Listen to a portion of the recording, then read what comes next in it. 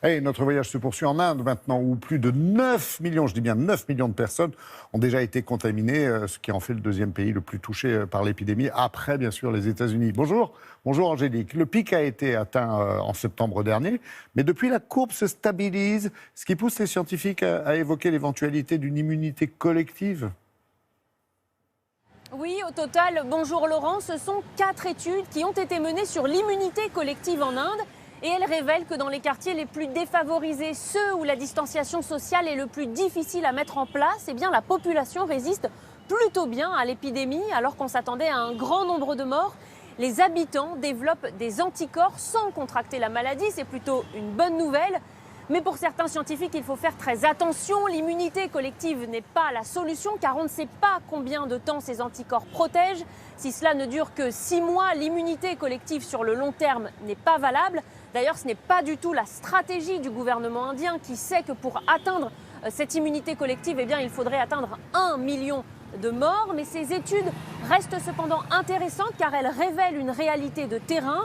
Marion Laouamène et Raoul Khatri se sont rendus dans l'un des quartiers étudiés, dans la ville de Pune, dans l'ouest du pays. Regardez leur reportage. Dans ce quartier populaire, en plein cœur de la ville de Pune, les habitants vivent les uns sur les autres. Ici, pas de distanciation sociale, pas de masque ni de normes sanitaires. Et pourtant, ils assurent qu'on ne recense dans ces rues aucun malade. Non, personne n'est malade ici.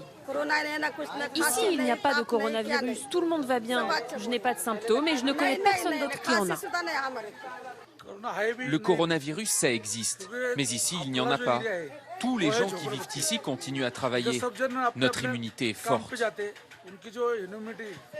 Avec près de 350 000 cas de personnes infectées et plus de 7 000 morts, Pune est officiellement en Inde la 3e ville la plus touchée par le coronavirus. Mais dans les quartiers défavorisés, là où les autorités s'attendaient à une hécatombe, une étude conduite par cette équipe de scientifiques révèle que de nombreux habitants présentent des anticorps sans tomber malades. C'était juste ici, non? Au total, 5 quartiers ont été étudiés. Dans celui-ci en particulier, les tests sérologiques ont révélé 65% de personnes positives. Partout où la présence de personnes possédant des anticorps est élevée, le nombre de nouveaux malades est faible. Et dans les endroits où il y a peu d'anticorps, on remarque en revanche beaucoup de nouveaux malades.